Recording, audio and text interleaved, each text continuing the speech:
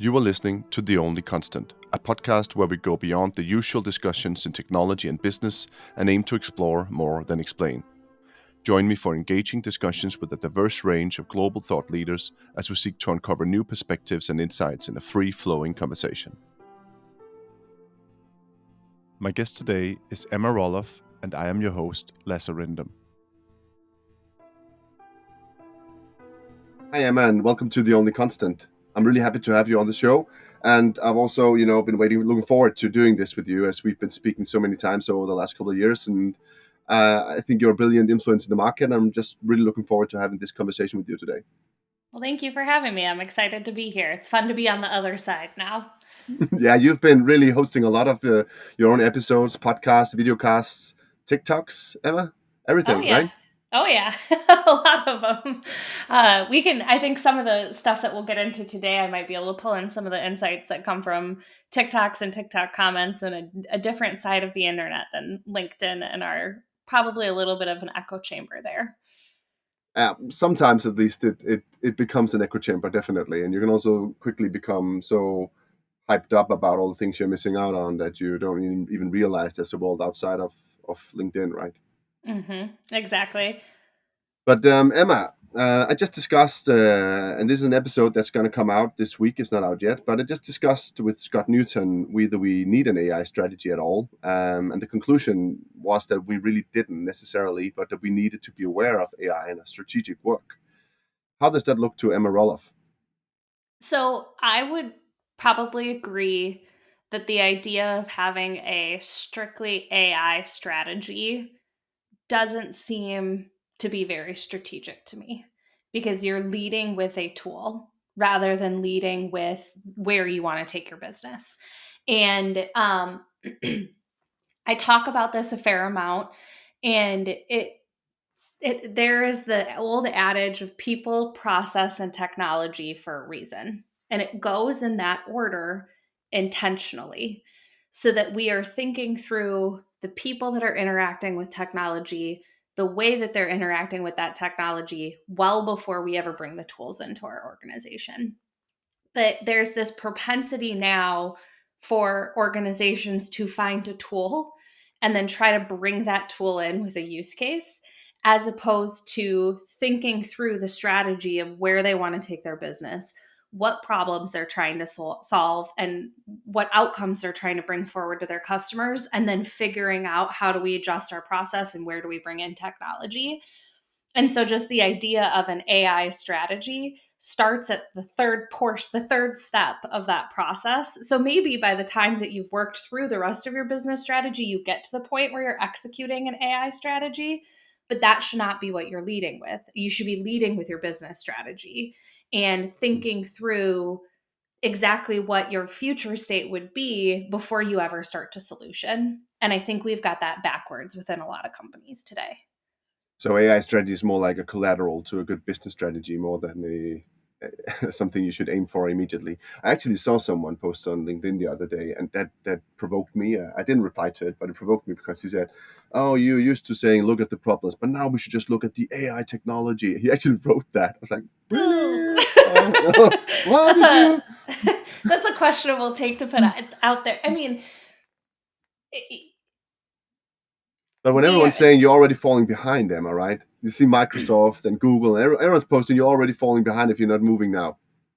yeah, but then you look at too some of the other stories that are coming out about like Amazon's use of a massive team in India to make their AI solution work, and like, are you actually falling behind, or is everybody putting a front forward that they're as far ahead as they possibly can to make themselves look Yeah. cutting edge? And I think that's like the optics around technology is a really interesting thing to me. Because like it could have been a machine learning engine that they were trying to train with all of those people sitting in India and doing the work. But after, multiple years of trying to train that model and not having the outcome, I don't think we can call it a very smart solution anymore. And they should have probably looked down a different path, which, I mean, this came out because they're changing the technology that they're using now because they realized it wasn't effective.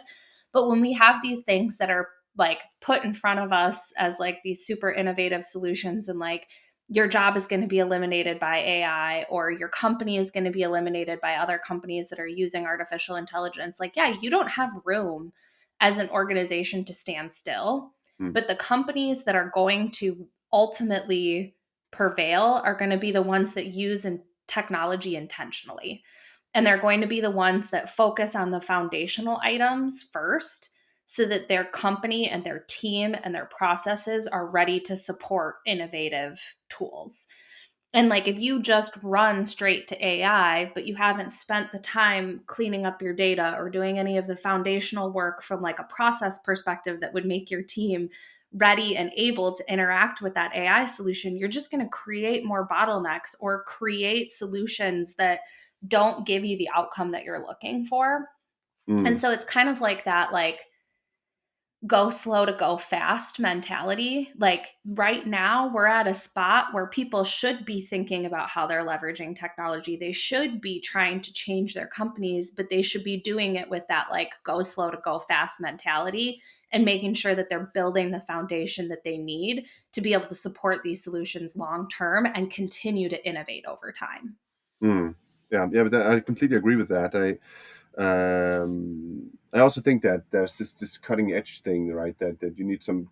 It's cutting edge. You need cutting edge, but the edge is always an edge to you, right? To who we are, to your company, right? So it's not like you got a cutting edge, you got a knife. We installed a knife, right? Oh, sorry, you were a soft ice vendor, soft ice product. You didn't need a knife on that soft ice or whatever. It has to fit what we are already doing. I'm always saying that. Let's look at the real pain points or the nature of your company and implement it the right way, the right place, right? Seeing how your customers will react to it. So it's not just about adding a tool to make it look cool or different, but actually looking at how can we move ourselves to something else, and that requires just you take the tedium of understanding what you're doing. Well, and this is probably going to be a reference that I don't know how much you keep up with the Kardashian Jenner family, and if you'll get this, but there was a meme that was going around on the internet of Kendall Jenner trying to cut a cucumber. And she had like this big like knife, and she was like, I can't even explain how uncomfortable it was to try and watch this woman cut a cucumber, because she clearly didn't know what she was doing with this like chef knife. And it became like a thing that tons of people were making fun of on the internet. But to your point, like, okay, so you can give Kendall Jenner a knife and watch her struggle and not actually accomplish the goal of like chopping her cucumber, or you could give a Michelin chef that same knife and see what they're able to do with it. And Yeah. that's because that chef has all of that training and that know-how and like the foundational way of like understanding like the techniques behind it. Whereas like Mm. somebody gave Kendall Jenner probably a really expensive, really nice high-end knife that she doesn't know how to use, and it didn't do anything for her. Yeah. And so when we look at like that, like again, that equation of people, process, and technology, let's say you've even, you've done some foundational work, you've figured out exactly how to like automate the process, and then you bring in this tool, but you never spent the time working with your team to figure out where their real problems were or how they're going to adopt the solution, or given them any sort of upskilling to figure out how to be effective in using that tool. You're giving Kendall Jenner that knife Mm. and you're accomplishing nothing. I haven't watched all these what is it, Kardashians. You say I don't really know. I heard the name, but I don't really I'll know. I send you know the who meme Kendall later. Jenner is. But I would say I've seen Andy Warhol eat a burger. It's a different thing. But that also looked really weird because he didn't know what to do with that burger. He was, so. But I think it's kind of down the same vein. But from a different time. I sound really old now. I'm not that old, but starting with the people. And the processes. The market is very split in two camps right now. That AI is something that replaces a lot of people, and that AI is an enabler of the workforce, right? The productivity tool with the threat promise of autonomous replacement, right? What is your Mhm. take on both camps, Emma? I am a very, very firm believer, and I say this a lot in the presentations that I give and the content that I create, that AI isn't going to steal your job, but it will change it. Mm, And I, just the same way that any technological advancement has ultimately led to more job creation, I truly believe that that's the case with emerging technology and artificial intelligence today. When you look at, like, yes, you could say that, like, there were lots of farmers that were put out of business when, like, the tractor came around because there was less labor that was needed, but that just gave us the opportunity to specialize our labor even further.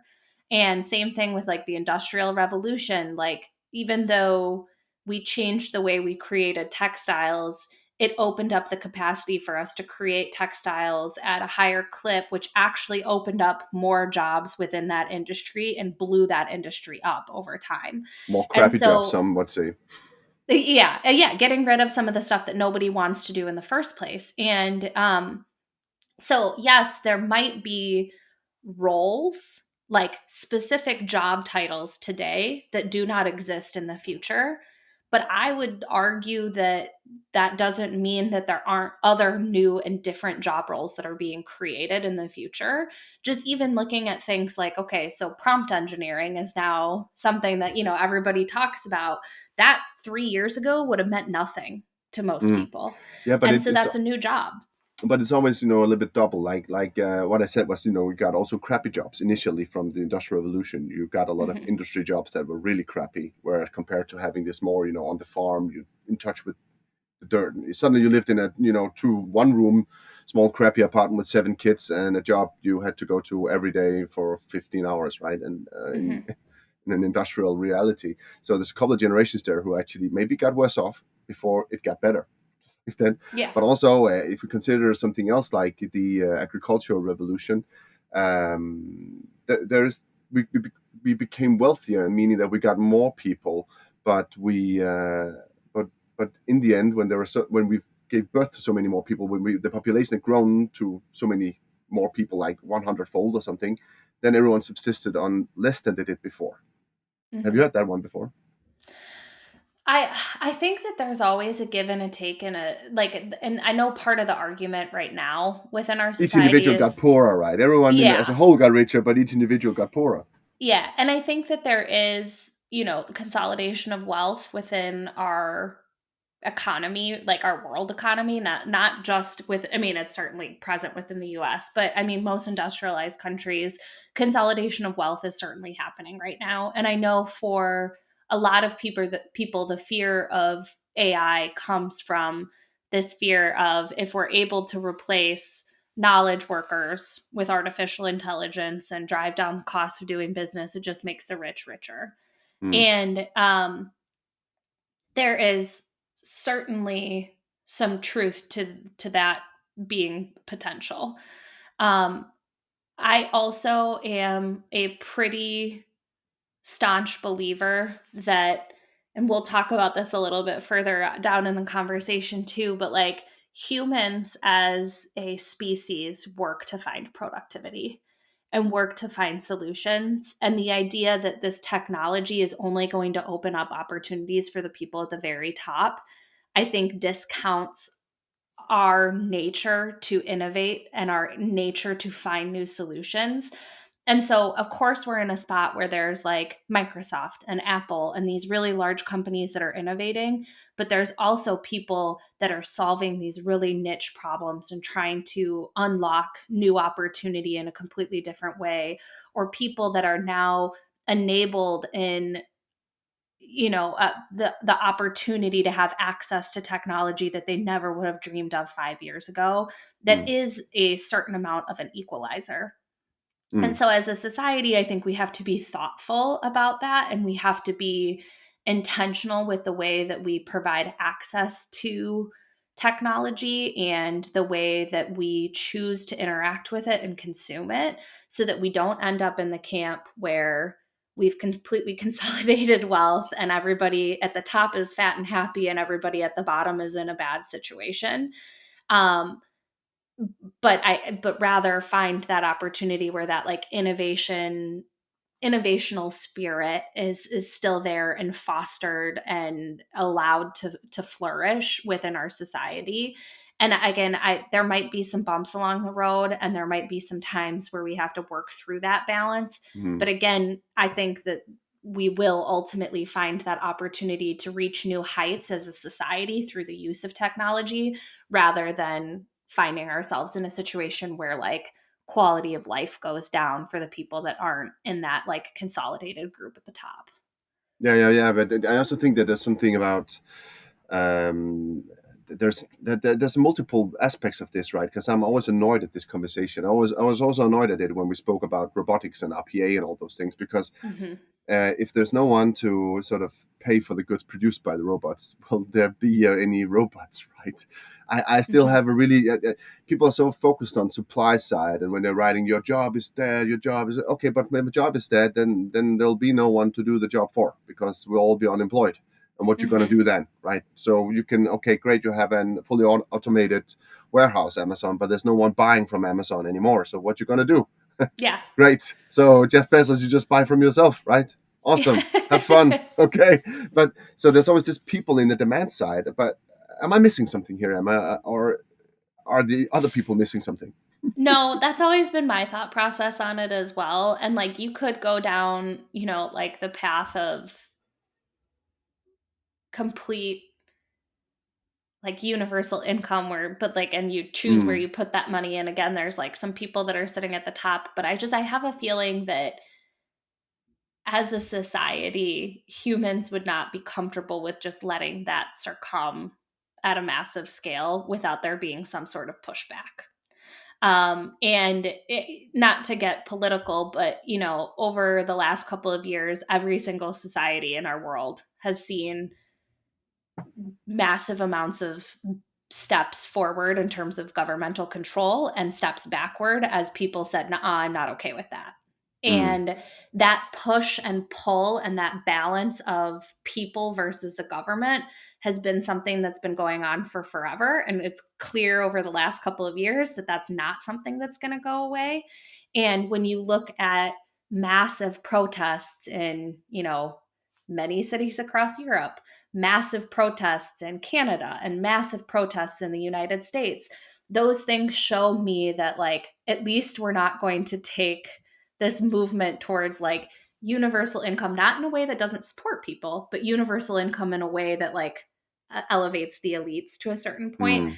That I think there would be pushback for. Now, there's a whole other conversation of like universal income in a way that provides social, safety nets for people and stuff like that. That's a different conversation and a whole Yeah, different side and of this. basically, But I live in utopia for that, right? I'm Scandinavia. Hello, yeah. so that's Yeah, and so like there's that side of it, but then there's also the side of it going back to like if technology was used to automate everything and then we got to the point where we had a universal income, but then like you could only buy from certain places, or there was only certain options available for you, mm, or like I feel like there is enough people that value individualism and freedom across the world that there would be pushback to that. So I think, again, that goes back to the nature of humans and striving for bigger and striving for knowledge and striving for answers about the way that the universe and the world works. When I look at where I think we're going to use technology, it's going to be to solve bigger problems.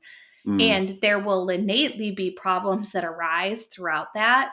But again, that's the balance of our society and the push and the pull and the ethical side Yeah, of all of this that we have to figure out. but yeah, but people tend to be a little bit. Sometimes I think people tend to be a little. But that's just something we need to fix, and it's going to be a little problems, blah blah blah. But you just remember, Gutenberg printing press actually led to autocracy across Europe for 300 years, because now suddenly kings could control domains they couldn't control before. So people tend to forget that these things can have quite might be a blip, but you don't really know, right? It's very teleological, looking that way ahead. Things might actually get really bad. Social media has removed the checks and balances on democratic debate by just having people talk directly to their constituency without any media mediating. That's what media does. Mhm. And now you can even do manipulation with AI that gets it even closer, right? Even closer to the person. Oh, this is not me blindly saying I'm optimistic that there's no challenges that are going to arise. No, no, Certain no. things like deep fake makes me very nervous. And actually, I mean, yes, from like a governmental standpoint, Mm, and yes, from a like propaganda standpoint, but also like as the mother of 2 daughters, the idea of deep fake technology being out there and seeing some of the things that are starting to happen now, and with being able to create whatever kinds of videos you want with anybody starring in the middle of that, like those types of things are absolutely terrifying to me. And those types of things are going to have to be addressed, and I don't think it's going to happen without collateral damage. There was a case already of Taylor Swift having artificial intelligence images that were very graphic splattered all across X.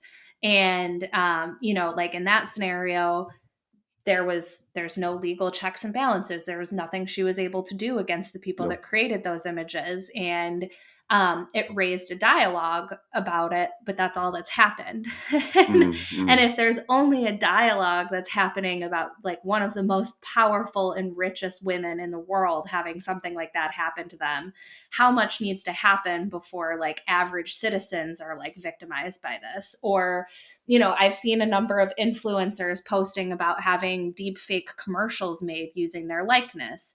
Well, so how much of that happens before companies are slapped with lawsuits of using their likeness? And there's no legal precedence for any of these things. And so there's going to be collateral damage as we move through all of this stuff and figure it out as a society.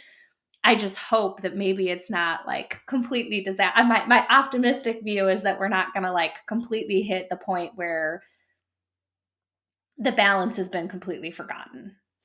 No, but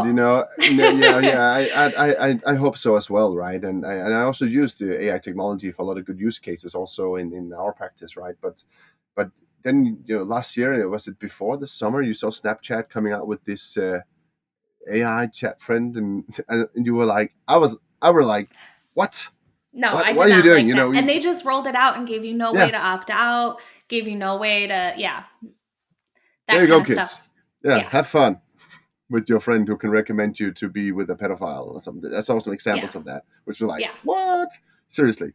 But there's also some things here, right? There's this, adoption is a drag. And I think that's sometimes a good thing in this scenario as well, right? That getting people to use the technology gives the whole transformation and revolution a drag that might actually make it slower for us to change everything. Makes not change anything for the better, but also that. But just the revolutions are never nice. Revolutions are always horrible. That's they are. They're like extremely messy. So, but adoption, and people have to start using things here, and our generation has to start using it. The younger generation has to start using it. The parents and all those things. I think that's a drag that might actually alleviate some of the problems that we're going to see with it. Because, and also at the same time, I think the kids are going to be much more skeptical about generated images, generated text than we are, because we my 7-year-old already. We've become boomers like overnight. I'm only 40. Well, we use AI. My husband and I both used the like headshot generator, just because we were curious to see like how good it was and like the how you could train it and whatever else. So we used it. We got our photos, and then we would sit with her and we would show her. We're like, these aren't us. Like, that these aren't my clothes. Like, which ones do you think actually look like me? Which ones do you think don't look like me? And so we like had a bunch of that conversation with her. Then fast forward like probably 6 months into the future, I went and I actually got legitimate headshots done. And they put makeup on me, which I'm not like somebody that wears a ton of makeup, but like the photos still looked like me, or thought I did. And I came home and I showed them to my 7-year-old, and she was like, I mean, if any of them is realistic, it's this one. And I was like, they're all me. But she already has this like skepticism that these like any photos that I bring home in a professional capacity are not real. And she's already got to like judge them on authenticity. But like, as you grow up with technology and have access to it, it does change your viewpoint of the world, and it changes the way that the lens in which you look at things, which I think, to your point, is valuable for these children to be exposed to technology in appropriate domains, so that they do have that knowledge and that understanding of how to interact with it when they become an adult. and as they're growing. Because if you just leave them, like there's the parents that are like, no technology, like no tablets, no nothing. If you leave them in that, they're going to have like this huge culture clash when they do eventually get access to it. And there's going to be a certain level of naiveness that comes along with never having been able to interact with it that I don't think ultimately benefits your child. No, you Now, have to teach them to be good adults. I always say that. You don't not make them adults too early, but in the end yeah. product has to be an adult, not a kid. Yeah, and Sorry. don't get me wrong, there should still be boundaries and Yeah. things and timers and stuff you can't watch or interact with and conversations that have to happen to support the use of technology, but like I think that is something that will help, like that younger kids will have more of like a staged adoption with Yeah, and you have to phase technology. this out. That's a difficulty, right? Phasing out your regulations on these things so that when they're 18 and they can decide for themselves, they are Mhm. not, going out doing something that will destroy them, right? So you have to teach them these things because Yeah. it's there, it's everywhere, right? Yeah, and I think the other part of it too, from like to your point, um it's both a blessing and a curse that adoption and rollout at a like enterprise level or a business like level takes time, because Mm. it does give us the potential to be more thoughtful with the way that we use these technologies. But going back to this good versus bad actor side of things, bad actors always move first. So Yeah. like you have to like that's the concern, is like if you and I have friends that are my same age that are early 30s that grew up in the same high school and like same environment as me, but chose to go into a career that was not technology dominant. Hmm. Those friends I don't think would have any idea that like their voice could be cloned to No. such an expert level that their husband would be tricked into paying a ransom for them. So like eat something like that. Whereas like in our house, my husband and I have a safe word that like because like if something he ever gets a phone call like that, he knows to use that safe word because we're aware that that threat Oh, exists. that's a really good tip here, Emma. I don't have that. We Yeah. should have that. That's a really good tip, actually. Yeah, and it's something you can't like text about or like put into writing. It needs to be like a offline conversation where you decide what that is. But like again, those friends might not realize that there's bad actors that are using that technology in that capacity No. because they don't spend time with it every single day the same way that I do. And so that's the one bad thing about like adoption curves taking time to like Mm. get to that fruition, is if you're not interacting with it on a regular basis, you could be at a spot where you could be taken You're advantage of. vulnerable. Yeah. Yeah. That's it's just like with any weapon. If you don't have knowledge of the newest weapon, you're vulnerable for an attack, Hmm. basically, right?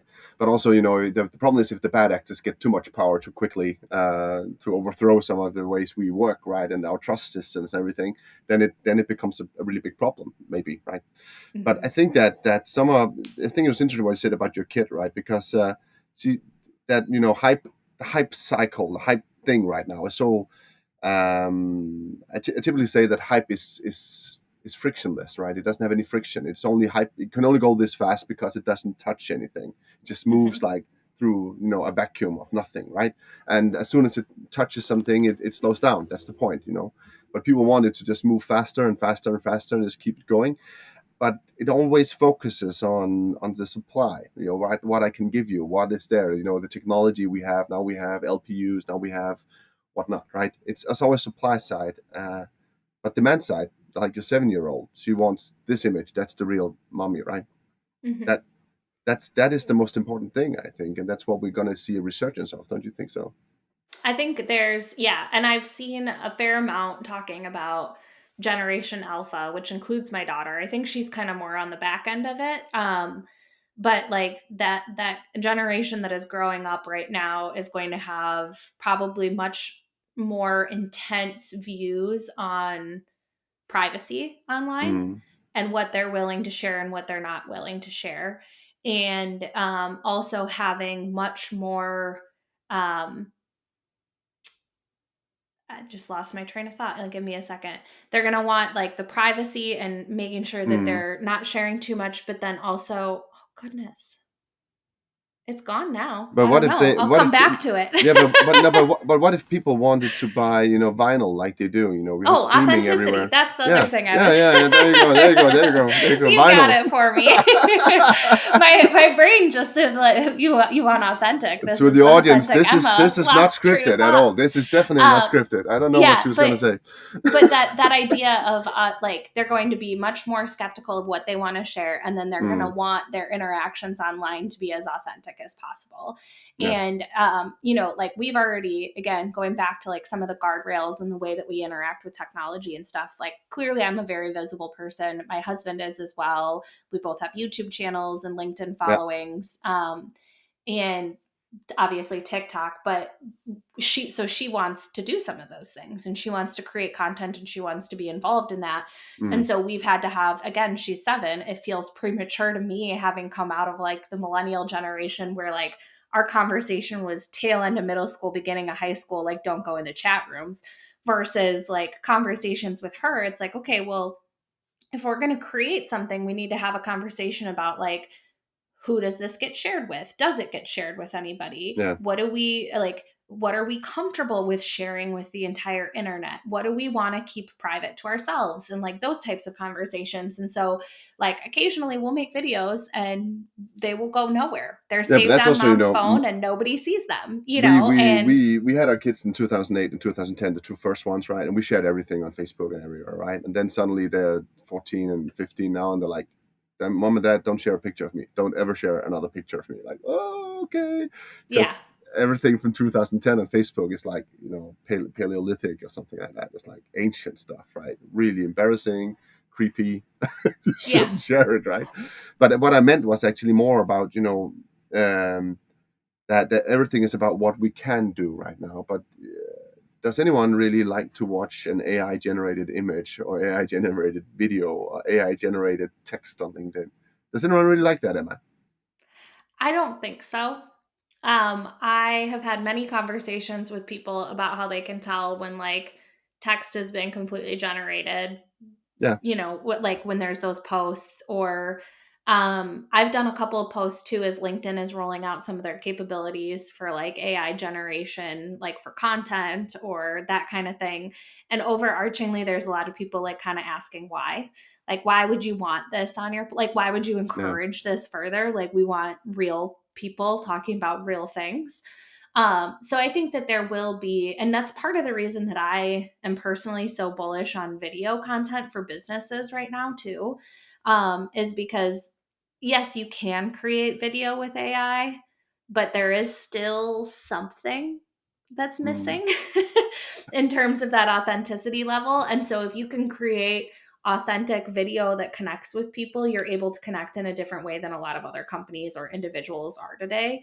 And it's that authenticity that the yeah. more that we're saturated with AI, the more people are going to be thirsty for that like I true actually took video authenticity. off this one, to make sure you're not focusing on how you look on the video, but just focusing on what you're saying. So I did the opposite. I think that's more authentic, right? You're getting you into your head. But I don't think anyone thinks this is AI generated anyway, the way we're speaking. So no, but I think just for me it feels like when I see something, some AI generated content that is just. It's just the algorithm or the statistics has a message for me. I don't feel there's any intent in it. I think that's the problem. Mhm. There's no one trying to tell me anything here. If I read a book written by AI, I'm like, so the algorithm had a message for me and it's bland. Thank you. you know, Or even I, watching, I know there's been a lot of people that have been talking about how like movies are going to be completely like, yeah, we still like celebrities. We like having people to like connect to. And yeah. part of the reason that we love the movies that we love is because of the people that are in them. I don't think, well, I mean, will the movies get more realistic with their stunts and whatever else because of AI? Sure. Like we'd like that, but we would still want people in the center of it, at least from my perspective. We want to be around people. I think the only reason that we're so susceptible to automation bias and all that is because we want to agree. We want to meet. We want Hmm. to, so we agree with the robot. We agree with the algorithm because we're born, we're sort of coded to do that. And we want to agree with each other. And, had COVID and everyone was locked away. But suddenly now you can go back and people just like festivals and parties and it just sort of flourished very, very quickly. In Hmm. Denmark, it's like there's no difference. I know it might be different around the world, but Denmark, there's no difference to before COVID and after COVID. It's just exploded. Back in the office, parties, all that.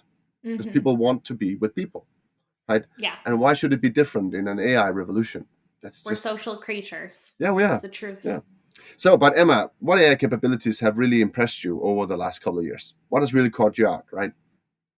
So I think, and this is not necessarily the work that I do every single day, but it's something that I am very optimistic to see the outcomes of. And it's like in the personalization of medicine. Mm. And I used to have some clients in the past that were focused on doing things like liquid biopsies, where you give a blood sample and, it's Yeah. sequenced and they're able to tell you whether you have, one specific type of cancer, or now there's tests that can like unlock the, like tell you if you have the top 50 cancers. Mm. Like something like that for early detection completely changes the trajectory of treatment for somebody in those top like 50 cancers. Or being able to do things like, okay, so yes, I have found out that I have one of those top 50 cancers. Now they're going to sequence my DNA and figure out exactly what type of treatment I need and Yeah. exactly how to pinpoint that cancer so that my outcome of survival is exponentially higher. That kind of stuff is, I mean, beyond the like suffering that it helps avoid, it's also just incredibly cool Yeah, to yeah, it think is. about what AI is able to help us do. And again, kind of going back to this idea that I think humans are always seeking understanding and we're always seeking knowledge. This is one of those like true use cases to me where we have the opportunity to unlock so much knowledge about the way that our bodies work, about the way that disease works, about how to stay healthy, and all of these things that, modern medicine has done amazing things for us up to this point.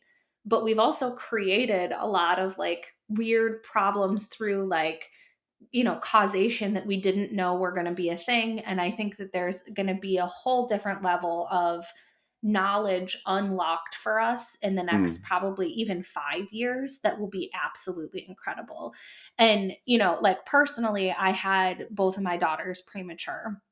Mm. And when I was going through that process and going through like my second pregnancy became high risk because my first daughter, hearing how difficult it is for them to like how much we actually don't know about how humans come into the world. Like we do know stuff, but like in comparison to other parts of like healthcare, Yeah. we know very, very little. Because I mean, who's going to sign up and be like, yeah, I'll be in a clinical trial to like let you experiment on me and my unborn baby? Like that's Yeah. not a thing that happens. But like being able to do things like sequencing DNA has unlocked the ability to, recognize and prevent issues that might be happening in utero. But we've just like scratched the surface Yeah, with but that there's a kind lot of of thing. investments in Denmark in that because we have a really big pharma industry and they're also investing a lot in that. So we just bought a supercomputer, I think, where the state is sponsoring a fifth of it or something like that, a really big one to do Mm-hmm. exactly that. We have some of the best collected health data records in the world, I think, because we were socialists before everyone else before it became smart. No, but no, but so basically there's like tons of really good data and really good historical data around disease evolution and stuff like that. I don't know all the details, but that means that they can actually do some real research on this Mm-hmm. and actually understand how does things happen, how does treatment happen, how tons of opportunities in that, which is Yeah, something that you really need to have a collective data, the data and the process and the people like you need to have mm-hmm. that before you can do that. Well, in like the area that I live in the United States too, we have a pretty like focused, I would say, like healthcare tech Mm. hub in my area. And so like I've had the opportunity over the last like 10 to 15 years to watch some of it. Again, I had a client that was, from the point where they got FDA approval of their product to the point now where they're 8,000, 9,000 plus person company. So like Yeah, getting to watch that straight through. And I was on the process side, just helping them take care of that side of things and make sure that they could scale the way that they needed to as yeah, their company grew. But it was such a cool use case of technology to watch firsthand and then be able to like kind of again over the last couple of years more from like a hobby standpoint see what them and their competitors are doing since I've stepped away from having them and in the capacity of working with them that I was. But I think that is one of the coolest use cases imaginable. And then the other piece that I would say is probably a little bit more closely related to the work that I do today is probably just more how behavioral data is going to be used, and the opportunity that it unlocks for us for like personalization, Mm. personalization of medicine, but then also personalization of customer interactions. And there's like the slightly creepy part of it from like a marketing standpoint, and being able to like be nailed down so specifically, or like feeling like your phone is listening to you Yeah, because it's stuff always starts popping paradoxical, up. right? I think I said that Yeah. in with Korean. I said it was paradoxical to some extent. That hyper personalization. It's technology being personal, which is not personal. Yeah. But there is something to be said about being able to improve, like, regardless of the Mm. industry, like knowledge about the person that's on the other end, and like Mm. having the right information shown to you via technology so that you can actually be a human in that interaction. Mm. Because I think one of the things that has happened as we've moved through digital transformation, and going back to the very beginning of our conversation, because we've constantly been focused on the tools and the technology side of it, whenever we have a problem, people think, what tool should I bring in to solve this problem? As opposed to saying, how do we look at this process end to end and decide where we can like change our dynamics to get the desired outcome?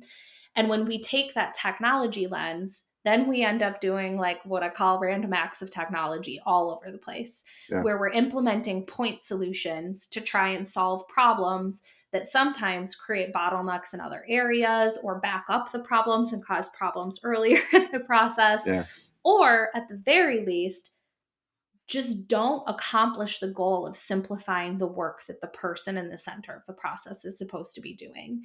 So, for example, like I work in the insurance industry a lot, and like a claims person, back in the day, 25 years ago, someone would pick up the phone and they would call you and they would say, "Hey, X, Y, and Z happened to my house. I need somebody to come out and look at the damage and decide what Mm. you guys owe me for it." And that claims person could listen to the interaction and be empathetic and be there for the person and help them solve their problems. And again, 25 years ago, the person that picked up the phone might have been the person that showed up at your house. And so you'd already had a relationship, and they Mm. walk around with you and they figure out what it is. And then they say, "Hey, based off of what I'm seeing and the guy down the road that I know who's going to fix this, here's the price for you." Now, that desk adjuster that you call has 7 different systems that they have to interact with. And that might Yeah. even be on the low end, to try and figure out how to have a conversation with you. And I even saw a video the other day of somebody who was like it was a TikTok video that was like a fake claims interaction. And it was the person, she was like, the customer was apparently yelling at her, and she's like, "Okay, ma'am, I need you to give me your claim number. I can't do anything without your claim number." How dehumanizing is Mm. that Mm. interaction? You can't look someone up in your system based off of their name. Yeah. Yeah. But that's Yeah. all over the place. It's everywhere. No one can find you based off of your human identity, because of the way that we've spurted out this technology and the way that things are pulled together. And your unique identifier becomes your claim number. Like, I get that, like, maybe there's people with the same name, but you can't start with a name. You No, can't look yeah. somebody up and then find out if you But need that's additional what I've said. I've information. said so many times on the podcast. You have to figure out what's important for your company. Is that your customers? Yeah. Maybe have a focus on how you serve the customers, and then optimize everything else. Instead of, like Scott said, I saw a bank that he saw a bank that optimized and added a chatbot to customer interaction. It could help them solve almost everything, but he had a question he couldn't answer. So it was like, "You're gonna be called up by someone in 10 days. Goodbye." In 10 days, because they just fired everyone. And he said, "You just Mm-hmm. lost a customer." That's the point. And that's how it's going to be. So if you can't fix the problem, or Mm-hmm. like Corinne said, that she had this tool that had been really good for her, great for her, and then suddenly it became crappy because they removed the human from the loop.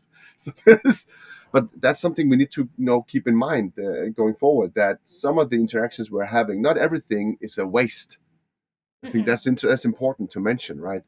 Not every interaction with the customers, not everything we do, not every process is a waste. Sometimes slow is a design. Sometimes it's Mm-hmm. just about having that feel. Like I'm in a consultancy, you're in a consultant role as well, in your own company. But if you automated every interaction we had with your customers, right, you wouldn't have any, because No. consultants live of relations. So for us, it doesn't make any sense to add AI to everything because we need to be personal. That is what it is. We're personal, up and personal. We know people, right? Yeah. Well, and I think, like, again, if we are able to start to use personalization or AI in a way that allows us to actually become more human again in our interactions, it might be this like Mm, little bit of a full circle moment yeah, where we're actually able to achieve the goal of like simplifying the work that the person's doing, or like the tasks that are yeah. being done, so that those people can interact with each other and have the part of the equation that we all thrive on, Yeah, which is but the the thing, human yeah, but the interaction. thing that typically happens is, that we automate so much that now we have to just control all the automations, and then we just get a lot of pressure because we have to manage much more than we had to manage 10 years ago, Mhm. but we don't get half the satisfaction because we're not talking to anyone anymore. We're just sitting there managing systems, right? Yeah. That's the fear. That's the worst. That's the dystopia, right? Hmm. I would agree. That would be a nightmare for me. I'm too much of a people person. Yeah, but okay, we spoke about consultants here, right? So continuous improvement, that's what people are also talking about. We'll continue to improve as organizations. That's what we're in. This technology keeps advancing. We can do more and more. That's good for consultants, of course, but how should it really be approached from a change management perspective when change moves as fast as it does? Are we changing from something to something else? Are we just in a change mode forever? What would that mean? I think this is where the why becomes incredibly important. And not changing for change sake, the same way that I would say don't implement technology for technology's sake. Mm, And the reason that I say that, so like I mentioned to you, tease this, that there was probably going to be a case where TikTok came up, but just recently, I've had a couple of videos that were focused on change management and like telling people about change and or like how the adoption cycle goes. And so there's been a lot of conversation on my TikTok channel and like with comments and interactions from people. And one person commented that like their biggest challenge with change is actually change fatigue, and that there's too mm, much coming at them. And so mm. I made a video Interesting. about that, and there was a lot of comments then on that video about change fatigue, with people coming in and basically saying like, yeah, we're constantly shifting. There's new standard operating procedures, there's new tools, there's new stuff coming at us all the time, and none of it has a purpose. Whether you have a purpose for it as the leader or not, it doesn't matter if your team doesn't see the purpose, because at the end of the day, they're tired, they're burnt out, they're going to quit, or they think that you're stupid because you can't communicate that. Mm, And that that mindset, like, not every decision in your company is going to have this profound, deep, heart-wrenching purpose to it. But every decision that you're making and every change that you're asking employees to make better have a why that you can explain to them, that they can then back up into why it's worth them adopting. And mm. if it's not, you have a limited number of how many times they're going to adopt stuff without that why before they stop caring. But it's difficult, And right? Just like with COVID, right? You had so many people from their perspective. We shouldn't shut down the country, but for humanity, we had to shut down the country, right? That's a good example, isn't it? So a lot of people say, well, "No, I mean, I don't need even this change." well, even in that scenario, like, there's all the memes about like how if McKinsey had tried to uh, get people to work remotely, it would have taken 5 years, but it happened in like 2 days for everybody. Hmm. There was a why. There was a very, very prominent why it needed to happen. And every single person in that scenario knew what's in it for me is I'm going to go home, I'm going to work, and I'm going to be able to stay like relatively safe from whatever's happening. Hmm. And then from a business perspective, it was we have no choice for this to happen because we have to keep our employees safe. So when there was this incredibly strong why behind a change, everybody adopted it. Everybody got on Everybody, that's board. what I said. Not Well, everybody did, right? You had no, all of the change resistance as well, right? there was, but I mean, can you think of another scenario where there's been that much adoption of change that No, rapidly? no, no. That's right. That's right. That's right. I You're mean, right. there is always going to be dissenters, and there will always be people that are going to make it harder for you to change. And like Hmm. those are the people that you have to work on winning over, or maybe make the decision that they're not right for your company in that scenario. Yeah, but that's also the most difficult thing, right? Figuring out which people to listen to and which people not to listen to. Because if you're a manager, you also get the yay sayers, right? And you have to listen to the naysayers, but find those that are reasonable, right? Isn't But that the like difficulty? overarchingly, if your whole team is getting burnt out, that means that you haven't been doing Yeah, a good job. obviously. Yeah, like you have to listen to some of the stuff. Maybe it's not like the naysayers that like it's like how did this adoption go? And if there's no adoption, then you need to look inward and figure out why. Which I don't think that there's a lot of inward looking when we run into change problems. And I can say this from like again when I was working in technology implementations for years, the amount of times that I heard something along the line of like this is just a training issue, they need to get used to it. It's like, well, training is a part of change management and it should have happened before the go live. Like, No. number one, or like, oh, yeah, our employees really don't manage change well. Is it your employees that don't manage it well? Or is it you that's not managing the process for them so that they understand why they need to adopt it? It's a shift of the question that makes you think about the way that you interact with your team differently that potentially unlocks the way to get them again. Now, does that mean that every single person is going to fall in line and be like, you're right, that's exactly why I come to work every day and that's why no, but like if you're doing it, you're going to see a higher level of adoption and you're going to know that you're headed down the right direction. Whereas if like everybody's confused or frustrated or resisting or non-compliant, in those cases, it's not that your team is struggling with change, it's that you haven't managed the change for them. But we're also pushing out this story that everyone needs to be change ready, right, all the time. So every job advert is like you have to be driven, innovative. You have to, no matter what you're doing, almost right, be ready for change and self-sufficient and all that. While a lot of jobs are still just do not need that necessarily. Not all project managers or consultants, but we still have to have. There's this focus all the time on change, right? And people have. It's like we're also afraid of saying we're a company where we just do what we do. We don't change that much, or we have a strong foundation, right? Don't meet a lot of companies that focus like that, do you? No, not actually intentionally. I mean, I have run into some companies that like have the idea of like keep the main thing the main thing. I've also met them, and I Yeah. was like, "What? You really? Who are you? Where did you come And from?" I think that there is like a very delicate balance because you like those companies then also tend to fall into the camp of maybe not evolving along with where they need to be, and Yeah. that can be an issue too.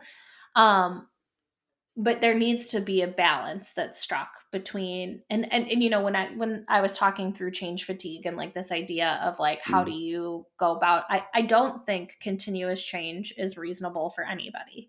No, I mean there's the statement of like I don't think you it's know the healthy. only constant is change, like that we're going to talk a little bit more about that. Like I think that that is true, but like at the same time asking your team to come in and constantly be shifting things, you're not effective in your change if you're doing that because you're not actually seeing like what's working and what's not and what needs to be adjusted if you're always moving and you have no ability. And I think that that's the one thing that a lot of companies get caught up in is they try something and they think it didn't work, so then they throw another change at it, and then they try something and they think it didn't work and they throw 4 more changes at it, as opposed to giving things time to breathe, giving stuff out. If it's like on fire and Yeah. it's like clearly not working, yes, address it. But ultimately, I think we don't have the patience to let long-term strategy pay out enough now.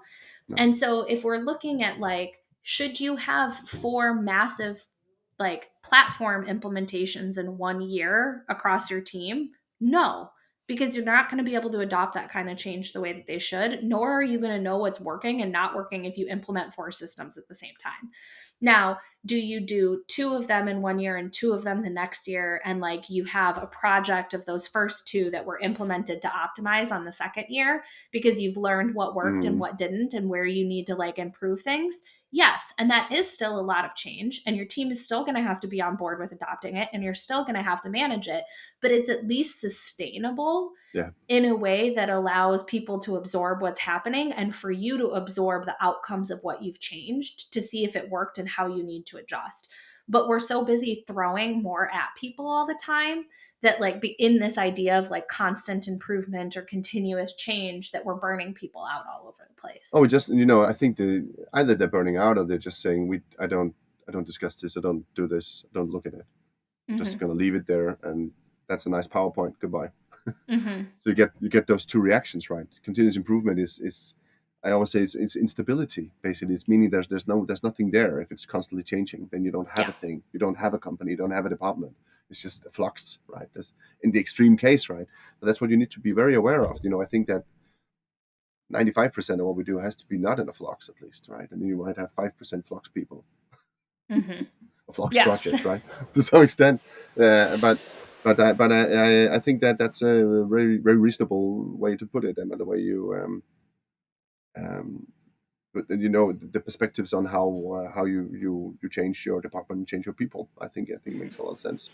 Um, can you remember that I think it was a couple of years ago we did the easy stupid. I think I Mhm. said it. I wrote it to you or something like that. Yeah. Everyone's going like AI is easy, and it's not really. It wasn't easy. I said, you just need to have historical data, well structured, and stuff like that. But today it's sort of it's easy to do AI, isn't it? Or what do you? I mean, in comparison to when we had the conversation, Yeah, yes. right. 3 months I would before, I say, think ChatGPT, right? yeah, I was gonna say like there's use cases for AI that are easy, and I think everybody should be experimenting with and trying to interact with those so that they can learn. But even like going to some of the use cases that you're passively interacting with, I would say like are the easiest. So when you get onto Netflix and you go and it gives you all of your favorite recommendations possible based off of your viewing history, it's been Mm, learning off of your behavior to figure out what it wants to present to you. Or the same thing like when you're on Amazon and you're shopping and it just like happens to show you a pair of shoes that perfectly mm, matches the dress that you were shopping for. Like there is an algorithm behind that, and that is AI that you're passively consuming. So like in those use cases, yep, 100% easy. then yeah. then we get to like some of the like I would say like intermediate, and I would actually still say that like chat gpt, like to use it successfully and like as a like very valuable tool, or Claude or whoever else we're talking about, there is a certain amount of skill that has to come along with that, and like trial and error to figure out how to prompt it the way that you want to. Now, could you ask it like a really simple question and get a really simple answer very easily? Of course. Now, if you want to use it as a brainstorming partner for a speech, you have to be Mm, good at prompting it the right way and asking it to provide you the right information and asking you to provide you with sources that you can go and cross check and do these things to avoid hallucinations mm, and do these things to actually get the output that you're looking for. That takes skill, and that takes a little bit of human training on our end to figure out how to it's interact with the chaotic code, I always technology. say, right? Yeah. And it is like that's I think again, there's going into Canva and like highlighting a certain spot that you wanted to change the image, you're still prompting it. And if you don't prompt it the right way, you can still get some really horrific responses. Mm, And even if you are, you can still get some horrific responses. But so even these like much easier, much simpler ways to interact with AI still take, there's the passive side, but then like when we get it out of that passive piece, there is still a skill set that's required. But I don't think that we have really changed anything when it comes to enterprise use of AI in terms of the conversation that you and I had about like it's easy, right? Because there's still far too many companies that have not addressed their data structure. There's still far too many mm, companies that haven't gone through that cleansing process. They might not even have the amount of data that's necessary to train a model. Yes, they can kind of go into that like capacity where maybe they're leveraging a tool that's easier, but there's still a skill set and there's still like work that needs to be done, even if it's a pre-trained model that you're yeah. buying and bringing in. So I would say I don't think like we're that much further away from the conversation that we had about the challenges that come with AI a couple of years ago when we look at the enterprise level. But we do have this new like intermediate step with Yeah. the explosion of generative AI that came out. Yeah, which made it, everyone could suddenly have a chatbot and it could help it do. You had AI at your fingertips, right? You also have all the AI services and in Azure and everything. There's like so many pre-trained big models out there that can do amazing stuff for you, not just on text and chatbots, but tons of things. So I think it has sort of become easier, but that's sort of made it more difficult to find out where and what, right? To some extent. and get your people on board. Like we said before, there's a change fatigue. People are getting so much change in all the time. Everything's change. Have to always be ready for that. That people, people are even like, no, I don't. I'm surprised at how many people who haven't really sat down just with ChatGPT. When Most of I my go friends around, have no idea. no. And when I talk to people, my wife, it was last week. She sat down with it and started chatting with it about something, and then she sent me, I think it was 11 or 12 screenshots. For like, see what it responds. I was like, please don't. This is like so. This is so Work through the 2022. process Okay, this is so 2022. Please get this away from me. but she was like, whoa, look at what it's responding. Look, oh, it's writing this poem. It's like, oh, please don't send this to me anymore. It's embarrassing. Such a boomer.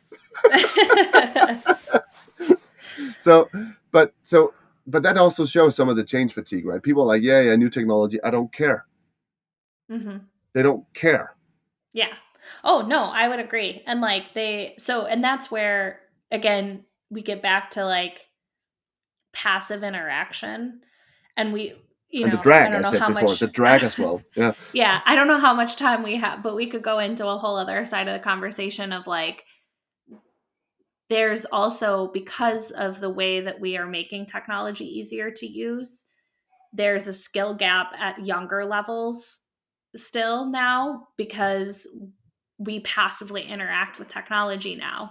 Whereas people in our generation saw technology in its infancy and figured out how to work with it at every step along the way. And specifically the millennial generation was like really, really, really well set for this, because like they got technology young enough. Like I had computer access my entire like school age life. I was taught how to search on the internet. I was taught how to do effective Google searches, like all of these things. But like, I guarantee that most Gen Z kids, if you talk to them and you were like, what would the addition of a plus sign in a Google search do for you? What do quotes in a Google search do for you? Like those things aren't taught in school anymore, because Google has gotten so much better that they don't have to use those tools. But then the way that the search functions and the way that the like tool works isn't as foundational of a knowledge for kids that just didn't get that. And as we like more technology comes out, my daughter isn't going to be interacting with ChatGPT anytime soon.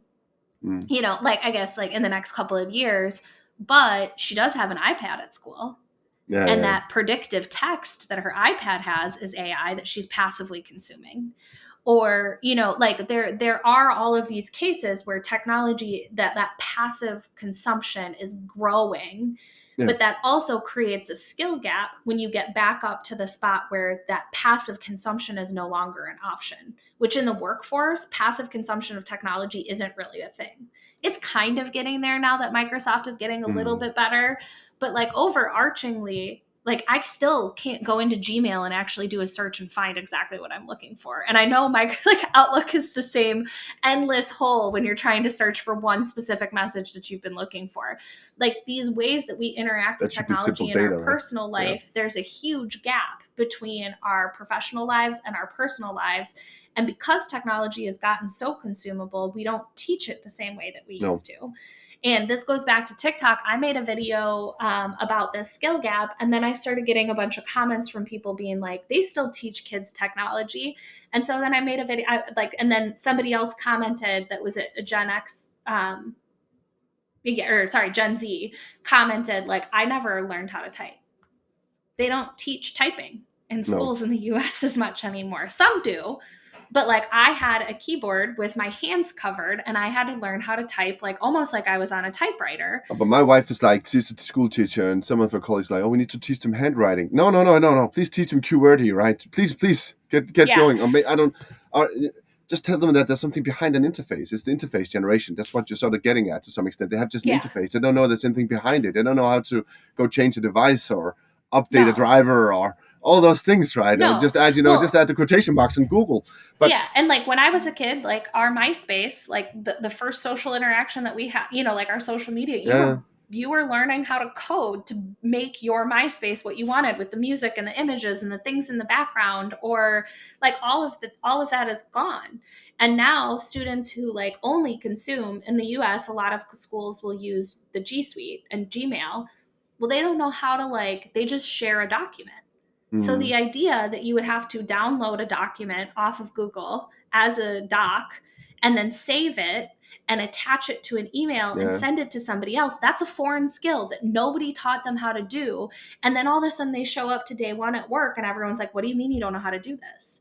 So we have this huge skill gap. So if anything, it is going to get a little bit harder, I think, as more of these younger generation come into the workforce, because we have this gap and people assume because they're young, they're technology native, because that was the case with millennials. Millennials came in and we were technology native. And so it was just the assumption that like every young person knows how to use technology. But now we've got this really interesting skill gap that wasn't there before, which I think is actually going to make this idea of like, how do we interact with technology non-passively in the workforce actually more complex than it was before. That's a really, really good point, Emma. I really like that. I think it's also very interesting and very different. I think that there's also some other things, right? They're more skeptical. I don't think they're going to get fished as much as their parents, maybe. So maybe there are some other things. They're still eager to please the CEO that tells them to get gift cards. So I don't know. No, but I also see some of the things that, you know, on a different level with this skill gap, that when a different thing that I talk about typically with this skill is that when you say that you can automate stuff with, you know, automate the intern or get interns when you use Gen AI, right? Tons of interns, tons of junior consultants. But if you just make AI your junior consultant, your junior developer, you're never going to get a senior developer, because senior developers are junior developers who grew up. But if AI never grows up from being a junior developer, and you hoped it would, crap, huh? Yeah, you get my point. Then. Yeah, but you don't get that seniority, and that's also, you know, part of growing from in skills and making another skill gap in some way. You know, cutting off the bottom of the pyramid, and the pyramid feeds into itself. That's the point, right? Mm-hmm. But Emma, I think this has been a really great conversation, and I have one last question for you, which is sort of, you know, the catchphrase at the end of every show of The Only Constant. So, Emma, what is the only constant? Well, I think I kind of already teased this idea, but I'm going to take probably a little bit of a different side to it based off of where we've had the conversation. So I think that the only constant is change, and that the world will continue to evolve and shift and move. But I think that change, beyond things like the seasons changing and like, you know, the world around us shifting and moving, comes from that idea that we've talked about a couple of different times now, with like humans' propensity to move towards productivity and gain knowledge. And that's again overarchingly why I have this optimistic view of where technology is going to take us, because there are still so many problems that we do not have the answer to, or questions that we don't have the answer to. And whether that's what sits at the bottom of our oceans or what is actually all around us in the universe, or again, going back to like what's happening at a cellular level within our body.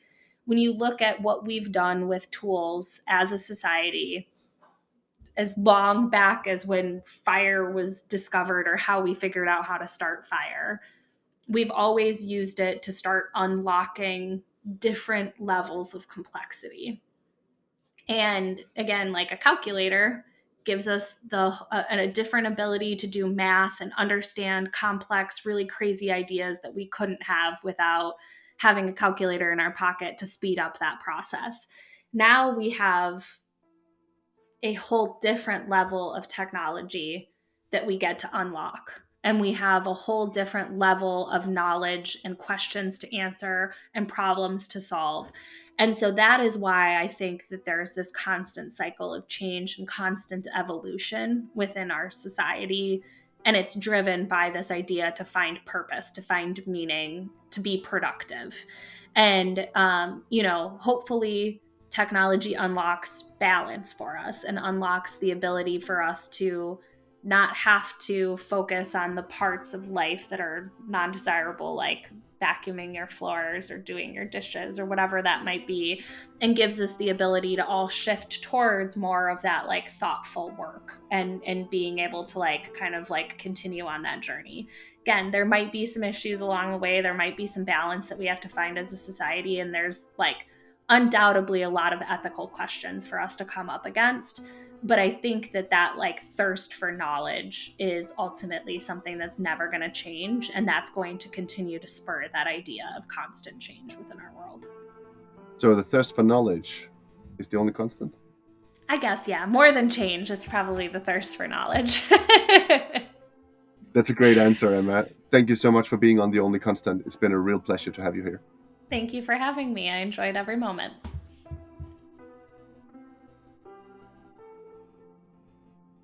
You've listened to The Only Constant, a podcast sponsored by Basico.